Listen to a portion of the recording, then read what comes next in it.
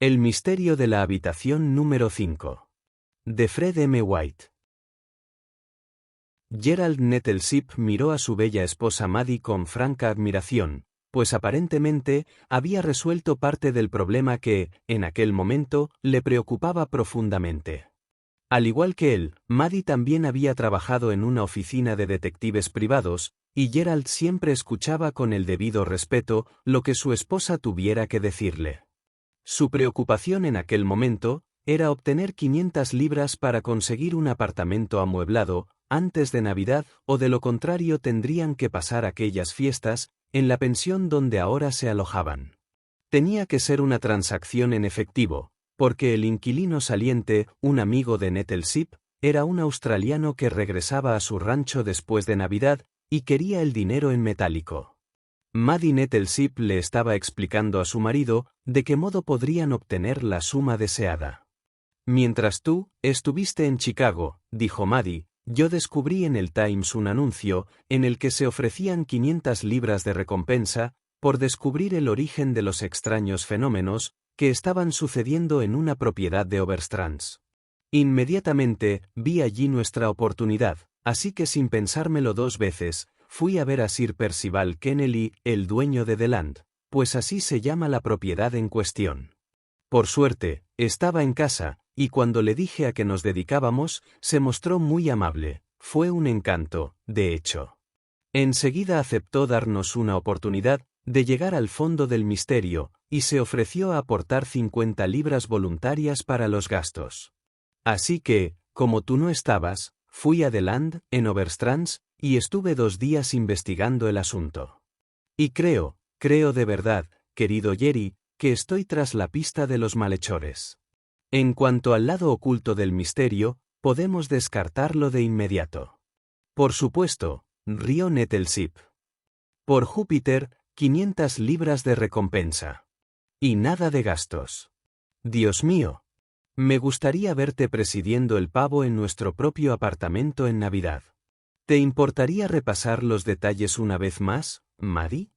Maddie procedió a explicar que The Land, en Overstrands, era propiedad de Sir Percival Kennelly, un baronet, algo empobrecido, que poseía unas extensiones de terreno considerables en la costa este, donde había invertido un importante capital, en un campo de golf que tenía espléndidas posibilidades.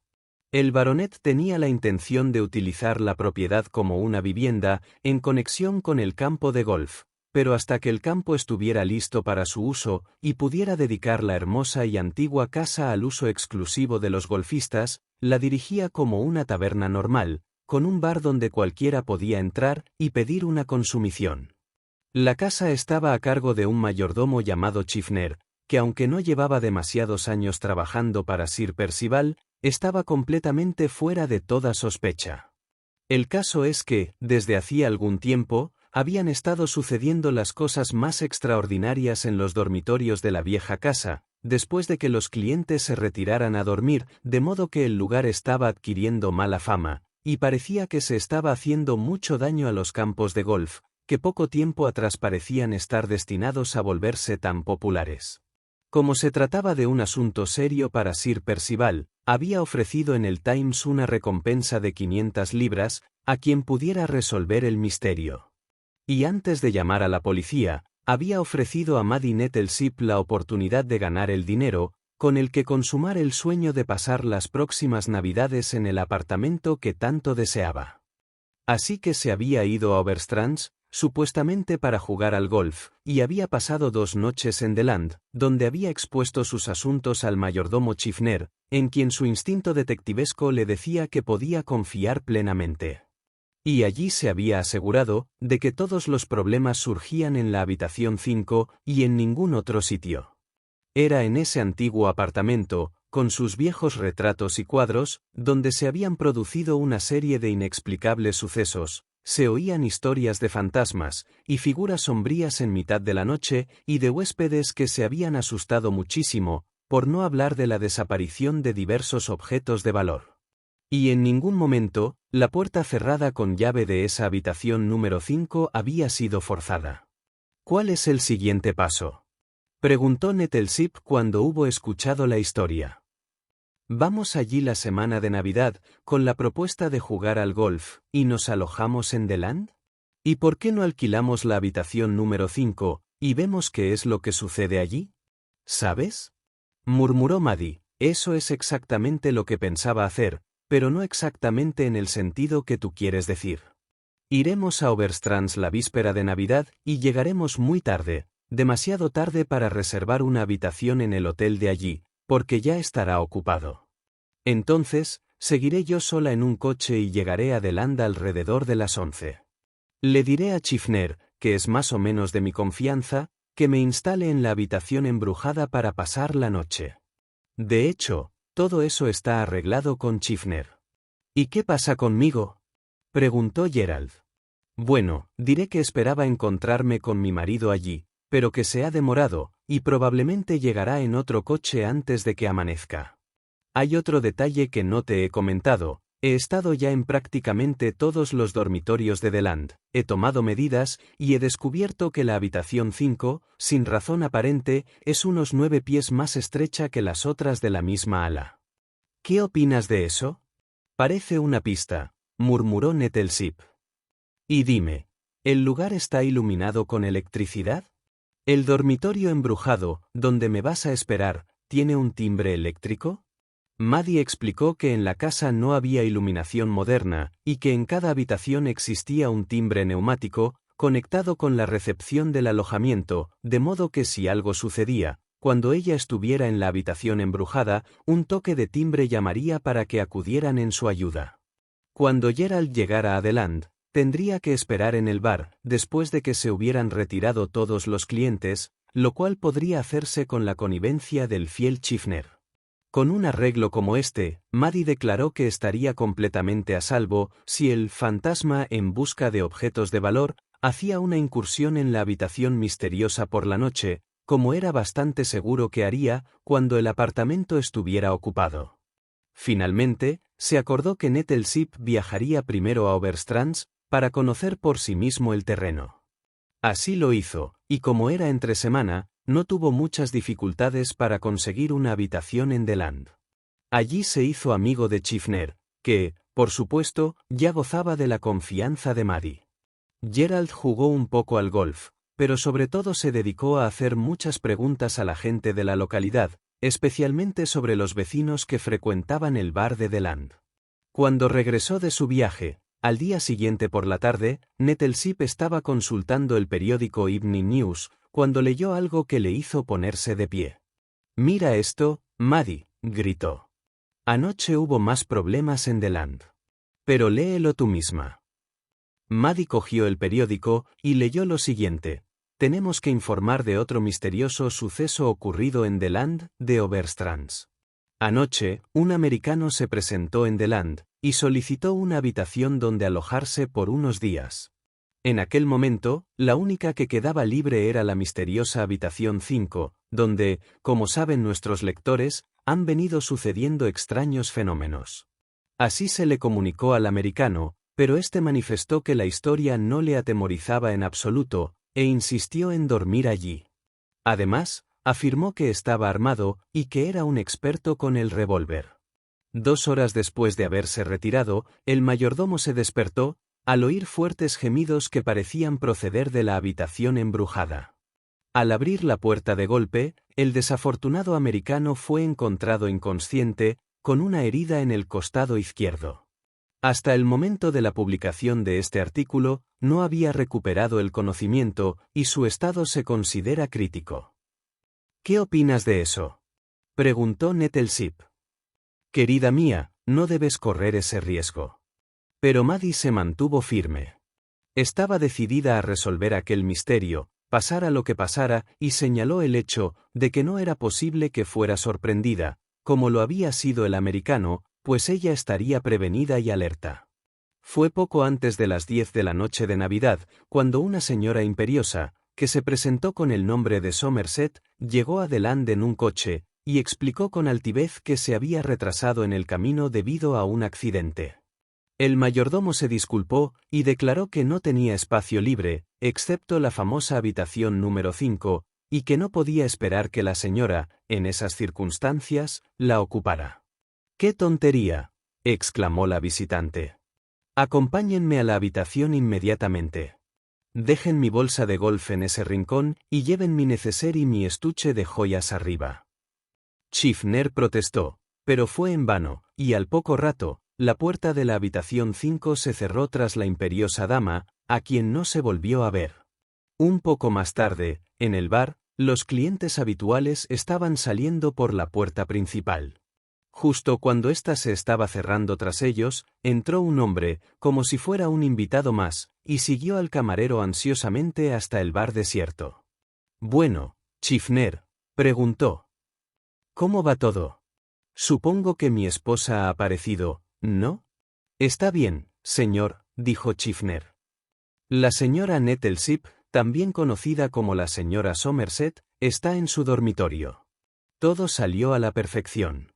Todos los que estaban en el bar oyeron la conversación, especialmente la parte sobre el joyero. «¿Y qué pasa con tu visitante americano?», preguntó Nettleship. «¿Está todavía aquí?». Schiffner explicó que el desafortunado hombre fue trasladado en una ambulancia y que aún se encontraba inconsciente. «Lamento mucho oír eso», dijo Nettleship, «pero estamos cerca de terminar con el problema. Ahora, ordene a todos sus sirvientes que se vayan a la cama, y nos quedaremos aquí sentados hasta que suene el timbre. Calculo que eso será dentro de una hora. No creo que el hombre al que buscamos espere más tiempo. Probablemente, estaba en el bar cuando llegó mi esposa, y no podrá resistirse a la tentación de ese joyero». Pero había pasado más de una hora, y un reloj de la calle estaba dando la 1, cuando se oyó un rápido ruido metálico y la pequeña estrella roja, que llevaba el número 5 en el indicador, se agitó violentamente, indicando que el timbre de la habitación 5 había sido pulsado. Nettleship se puso de pie de un salto, y subió corriendo la escalera hasta llegar al número 5. Schiffner, que le seguía, permaneció como le habían indicado, en lo alto de la escalera, mientras Nettleship empujaba suavemente la puerta para abrirla unos centímetros. Que no estuviera bien cerrada formaba parte del programa. Mientras tanto, Maddie se había acostado alegremente, y procedió más o menos tranquilamente a preparar su tocador y abrir su neceser. Las joyas, teatrales, prestadas especialmente para la ocasión, estaban colocadas de manera algo ostentosa en una mesa auxiliar entre las dos ventanas. A la débil luz de un par de velas, miró despreocupadamente a su alrededor. El fuego, que estaba encendido, casi se había apagado, y Maddie no hizo ningún intento por restablecer el alegre resplandor. Miró alrededor de la habitación, con sus hermosos paneles de roble y los retratos colgados en las paredes, y a pesar de su gran coraje y resolución, tembló ligeramente al ver los ojos sombríos de un tal Sir Godfrey Kennelly, aparentemente vueltos hacia ella, con un brillo de reproche. Pero se recuperó bastante rápido, porque no estaba allí, para preocuparse por los Kennellys muertos y desaparecidos, por lo que procedió tranquilamente a quitarse el vestido y soltarse el cabello. Fue un poco extraño, tal vez, que al hacer esto, se parara cerca de la pared, justo debajo del retrato del famoso Sir Godfrey, y luego, en lugar de quitarse el resto de su ropa, se pusiera un camisón sobre el traje que llevaba puesto, y con toda apariencia de estar lista para la noche, se arrojó sobre la cama y apagó la vela. Durante una hora o más, permaneció allí, en la más absoluta oscuridad, meditando sobre la situación, y muy preparada y ansiosa por saber qué iba a pasar a continuación. Durante todo ese tiempo, sostuvo en su mano derecha un pequeño revólver plateado, y en el hueco de la palma izquierda el timbre neumático. No tenía el menor miedo, sino que estaba atenta y preparada para actuar de inmediato. Sabía que su marido estaba abajo, porque había oído el pestillo de la puerta principal abrirse 2 veces, lo que le había dado la señal de que Nettleship había aparecido, como estaba previsto. Además, según el plan, la puerta del dormitorio no estaba del todo cerrada, y de vez en cuando podía oír voces que provenían de abajo. Poco a poco, mientras yacía allí, con los ojos bien abiertos y los sentidos alerta, empezó a distinguir, en la penumbra, la silueta de ciertos objetos del dormitorio. Y así permaneció allí, hasta que empezó a sentir un temor inquietante, de que todos esos planes, tan delicadamente elaborados, fueran a fracasar. Sería posible, tal vez, que, el fantasma, tuviera miedo de intentar otro golpe, tan pronto, después del exitoso ataque contra el desafortunado norteamericano. Y justo cuando Maddie empezaba a decidirse a posponer la solución del misterio, se oyó un leve ruido que podría haber hecho una rata detrás del revestimiento de madera. Y después de eso, en algún punto, cerca del lugar donde ella supuso que estaba el retrato de Sir Godfrey, 2 diminutos puntos de llama brillante irradiaron hacia la habitación, delgados y afilados, como un par de lanzas. Se movían lentamente, como si fueran reflectores delgados. Ella los vio, y todo ese coraje y resolución regresaron. Allí estaban los ojos, aquellos ojos siniestros que miraban desde el famoso retrato, tal como más de un desafortunado ocupante de la habitación había afirmado haberlos visto. Y esos ojos habían sido responsables de más de una tragedia. Pero en esta ocasión, sin embargo, no ejercían ningún efecto hipnótico sobre la mujer que yacía allí, mirándolos desde la cama. Mientras Maddie permanecía inmóvil, observando atentamente, los ojos se movieron más abajo, hasta que se quedaron a unos 5 pies de la pared revestida de paneles de roble. Fue solo por un momento que parecieron vacilar allí, porque avanzaron lentamente hacia la habitación, y recorrieron la cama con brillante intensidad. Maddie Nettleship, con los ojos entrecerrados, permaneció inmóvil hasta que las luces miraron en dirección al tocador.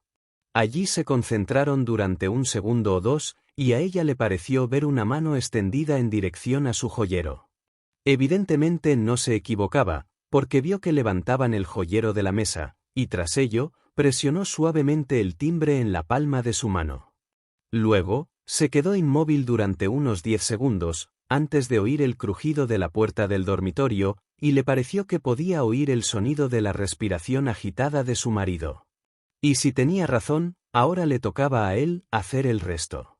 Entonces, algo pasó zumbando por la habitación, se oyó un grito ahogado procedente del tocador, y tras una breve lucha, un objeto enorme se desplomó con un ruido sordo en el suelo.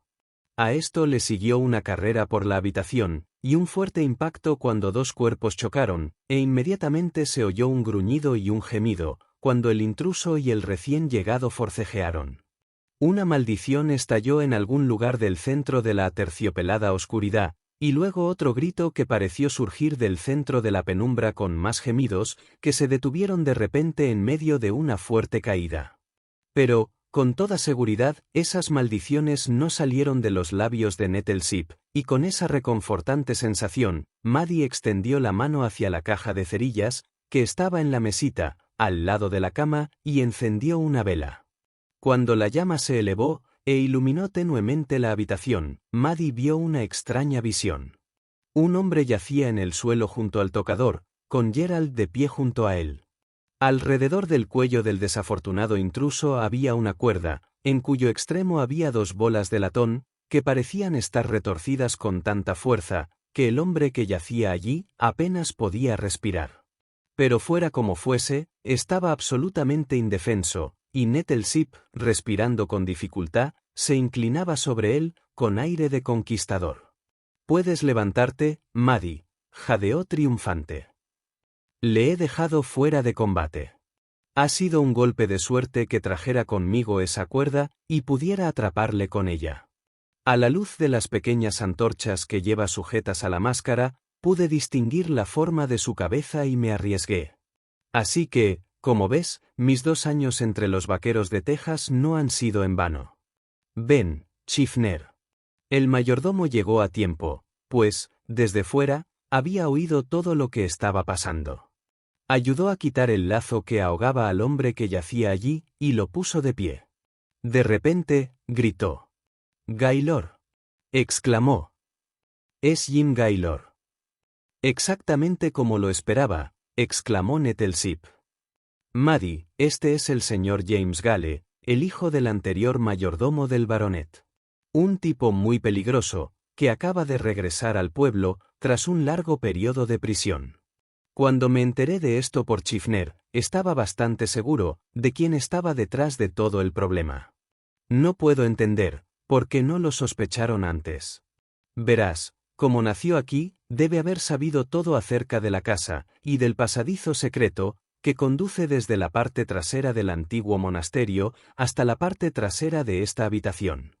Yo no lo sabía, señor, dijo Chiffner.